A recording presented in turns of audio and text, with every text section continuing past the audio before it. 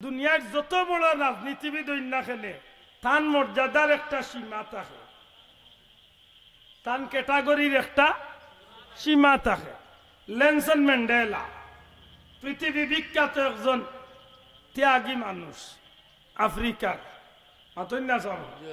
পৃথিবী বিখ্যাত একজন সিঙ্গার, আমেরিকার, তার নাম কি দা মাইকেল জ্যাকসন, মাত্রা না বহুত নামি দামি মানুষ। জি, পৃথিবী বিখ্যাত একজন প্রেসিডেন্ট, রানী এলিজাবেথ লন্ডনের, কত নামি দামি মানুষ নাই। আমি বালা করি বাবা ওখান থেকে বাংলার সুযোগ দেখা কেন আমি বুঝাইতাম সেই পৃথিবী বিখ্যাত কত বড় বড় মানুষ সকল দুনিয়াতে আছেন।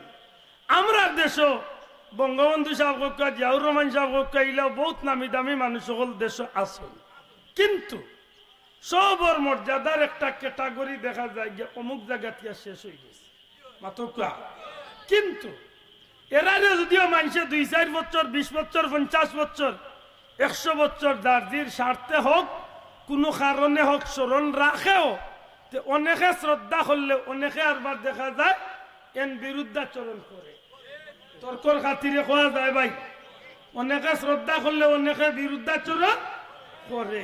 কিন্তু আপনার আর বিবেকও আমি প্রশ্ন রাখতাম চাই, রাসূলে আকরাম সাল্লাল্লাহু আলাইহি সাল্লাম তো শুরু করিয়া আজ পর্যন্ত যত মানুষে কুরআনে পাকর খিদমত করিয়া, কুরআনে পাকর কদর করিয়া, কুরআনে পাকরে লালন করিয়া, মহব্বত করিয়া, আল্লাহর কালামর জীবনে এমন ভাবে রঙিন জীবন বানাইয়া, নবীর আদর্শরে রঙিন করিয়া, নবীর আদর্শর রঙে রঙিন হইয়া নিজের জীবনটারে সাজাইয়া, কুরআনে পাকর সৌন্দর্যরে ঠিক রাখিয়া এই জমিনে যেটা মানুষ সকল চলছে, হযরতে সাইয়েদনা ওমর ফারুক রাদিয়াল্লাহু তাআলা আনহু শুরু করিয়া এই পর্যন্ত আমরা সিলেটের শাহজালাল মুজাররদি ইয়ামানি রহমাতুল্লাহ আলাইহি, আমরা পীর মুর্শিদ ফুলতলি সাহেব পর্যন্ত দিয়ে আইন তো দেখবা যে কুরআন শরীফের লগে সম্পর্ক যারা বালা রাখছে, কুরআন শরীফে যারা কদর করছে, কুরআন শরীফে যারা মায়া করছে, এরার সম্মানের ঘাটতি